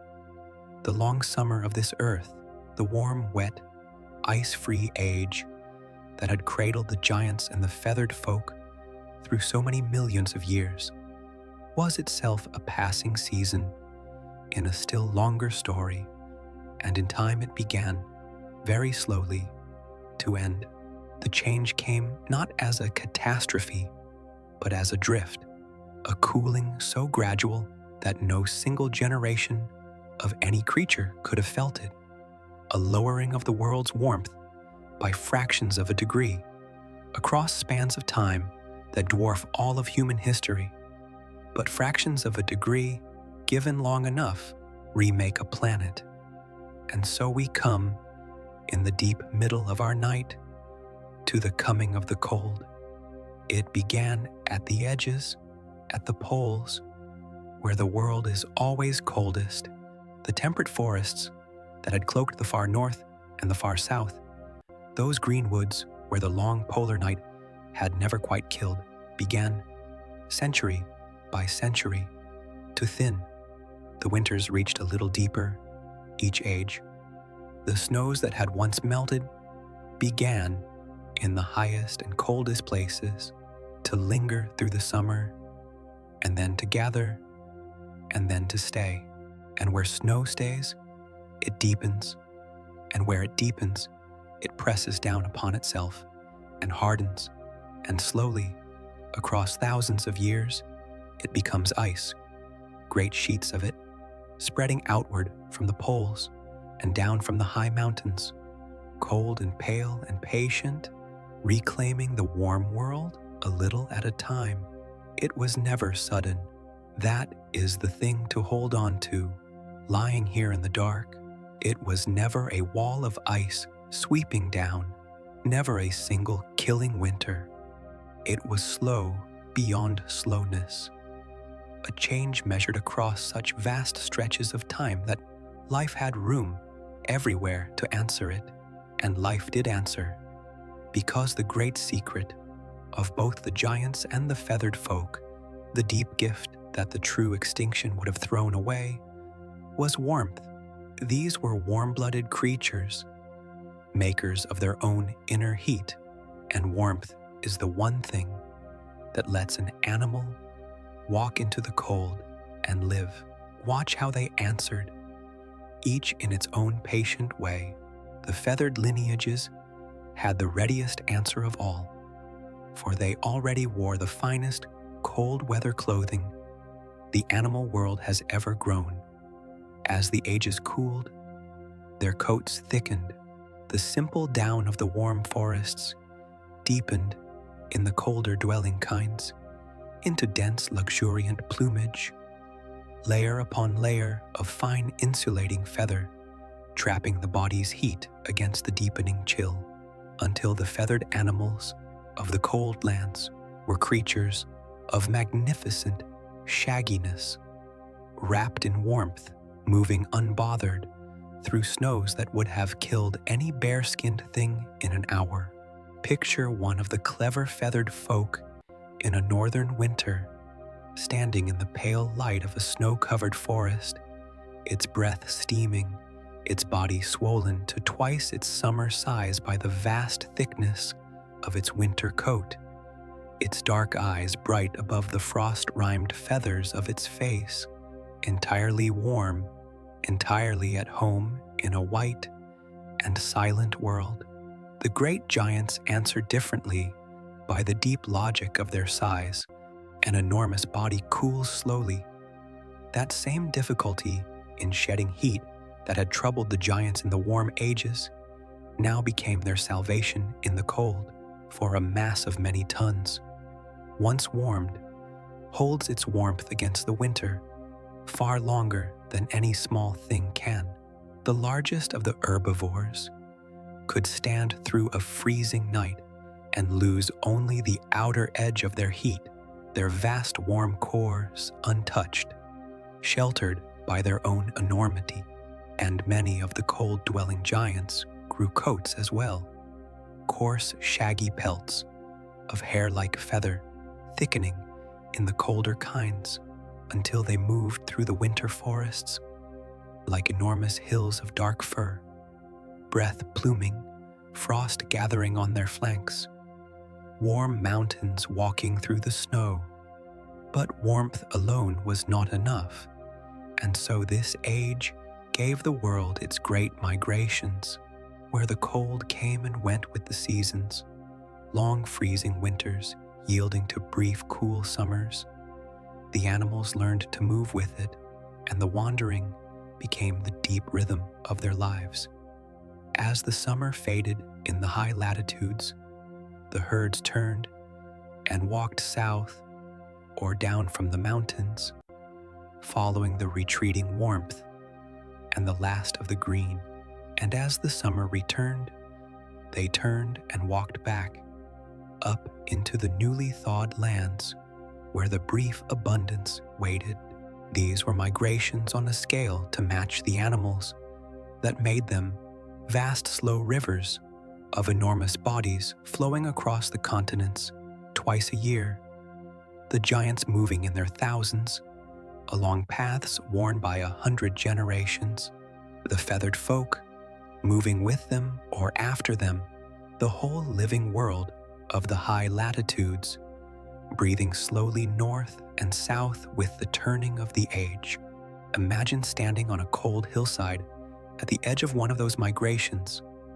In the thin pale light of a fading autumn, the air is sharp and clean and cold in your chest. Frost silvers the ground, and across the valley below, from horizon to horizon, moves the slow, dark river of the herds, great warm, shaggy giants walking southward through the cold, their breath rising in a vast drifting cloud of steam that hangs over the whole procession like mist over a river, their feet drumming the frozen ground in a deep, slow rhythm you feel through the soles of your boots. They do not hurry. They never hurry. They simply walk, warm and patient and enormous, southward into the coming winter, as their kind have walked for 1,000,000 years, following the warmth, carrying their own warmth with them, enduring the cold the way they have endured everything else in this long, unbroken world, by being warm and being patient and moving slowly on. And in the deepest cold, when even the wandering was not enough, there was stillness. In the long dark of the polar winter, when the sun scarcely rose and the world lay locked in silence beneath the snow, the creatures of the cold lands did what all warm things do against such nights. They gathered, and they waited, and they slept. The feathered folk crowded close in their sheltered chambers and their snow-banked dens, huddled together for the sharing of warmth, as their flock ancestors had always huddled, drifting through the darkest months in a deep, drowsy stillness, breathing slowly in the warm, crowded dark. While the blizzards passed overhead, the great giants stood in sheltered valleys, with their backs to the wind and their young in the warm center of the herd, heads lowered, breath steaming, waiting out the dark in enormous patience for the far-off return of the sun. And over all of it lay the profound and total silence of a frozen world at night.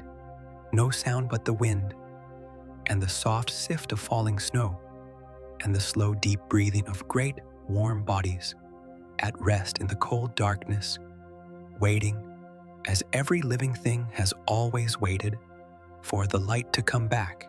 They endured. That is the whole of it, and it is enough.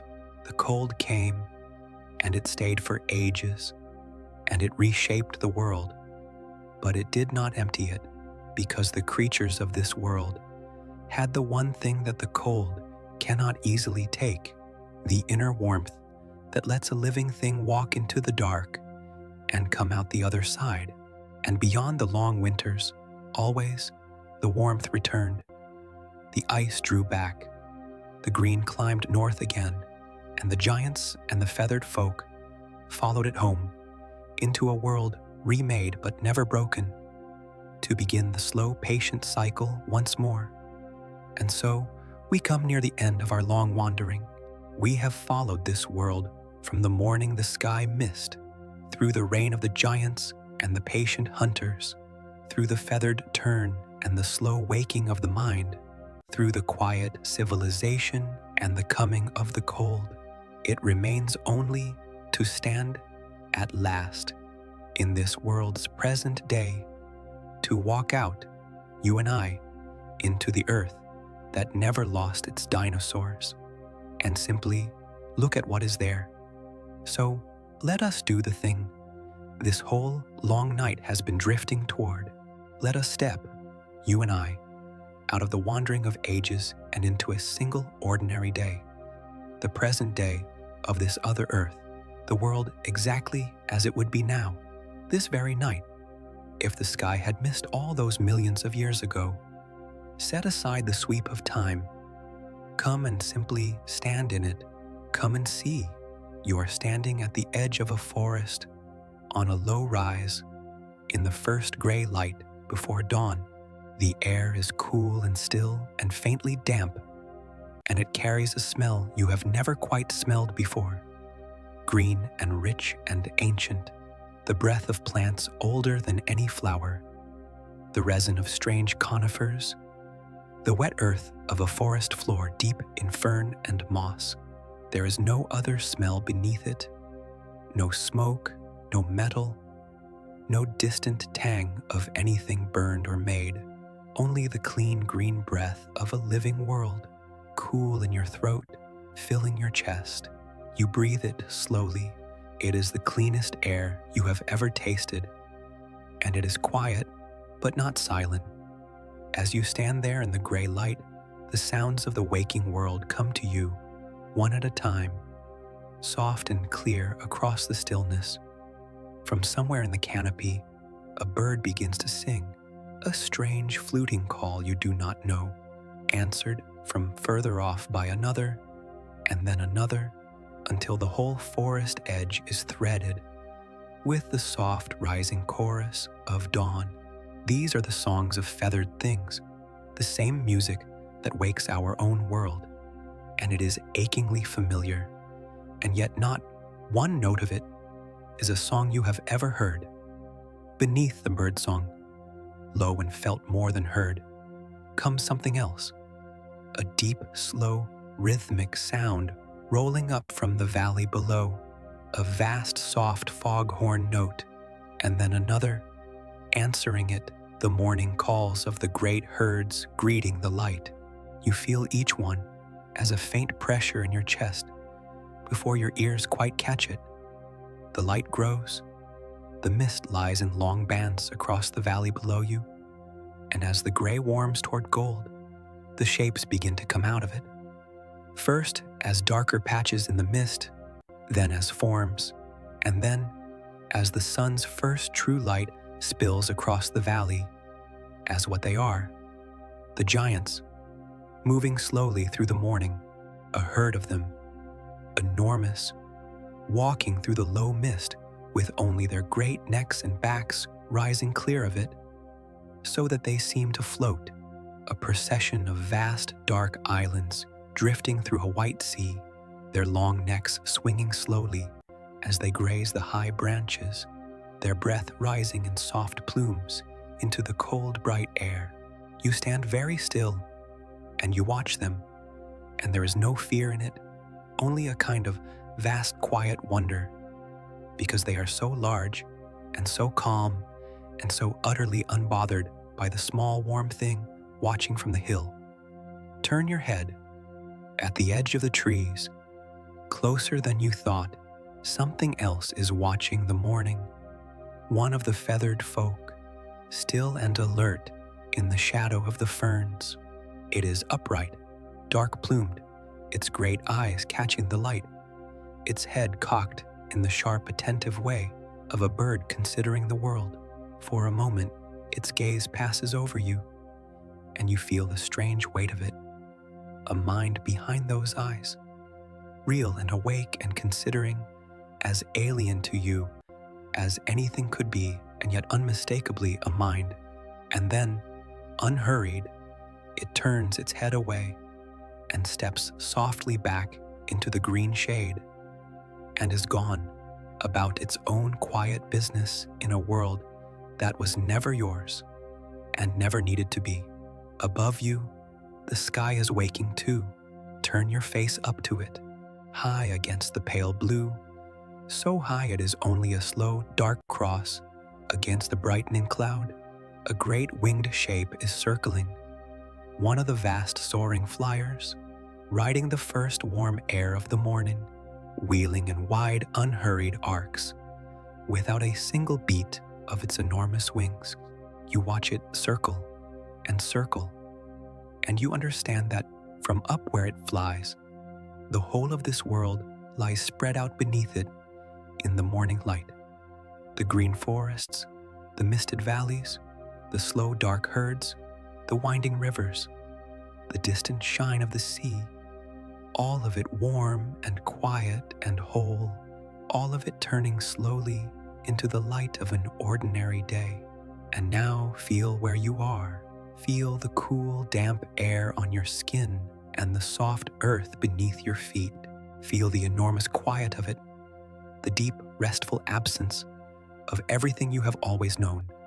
No roads, no wires, no lights on any horizon, no hum beneath the birdsong, no sky scored with the trails of anything made. The whole loud, restless world of engines and screens and hurry has simply never been. In its place is only this: the clean, cold air, the rising sun, the slow herds in the mist, the singing of strange birds, the great wings turning far overhead, and the deep, unbroken silence beneath it all, holding everything, asking nothing. This is the world the sky spared. This is what all those missed millions of years made, not a mirror of our own world, not a story that leads to us, but a place entirely and beautifully itself, warm and slow and ancient and quiet, gone on, living all this time without us in a stillness we have almost forgotten is possible. You will never walk there, of course. It is a world that never was and never will be, a shape traced only in the dark behind your eyes. But you can stand in it for a moment, here, in this quiet hour. You can breathe its clean green air and watch its giants drift through the morning mist and feel, settling over you like something warm and heavy and kind, the deep calm of a world where nothing ever ended and nothing is in any hurry, and there is all the time in the world. Stand there a little longer. The sun is warm now on your face. The herds move slowly through the valley. The birds are singing. There is nowhere you need to be. And when you are ready, only when you are ready, we will let this world, too, begin to fade. And so we come to the end of the long night and to the gentlest question of all. What became of that other earth? Nothing became of it. That is the quiet truth. It is still there.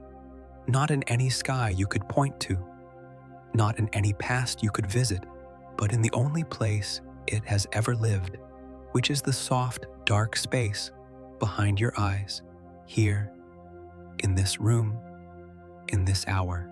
Two earths, held side by side in the mind, the one where the sky struck and emptied the world, and left it to the small, warm creatures who would one day become the thing that is listening now, and the one where the sky missed, and the giants walked on, and the forests kept their ancient quiet, and no one was ever born to fill the silence with noise. Neither one is truer than the other tonight. Both are only stories the dark can hold, and there is room in the dark for both. Let the loud world settle now. Let it drift the way that other world drifted, further and further off. You do not need it in this hour. You do not need to carry it. Let it grow quiet. Think, if you like, one last time of the herds in the morning mist, the slow dark shapes, the rising breath, the long necks swinging gently through the high green branches, in no hurry, in a world with all the time there is.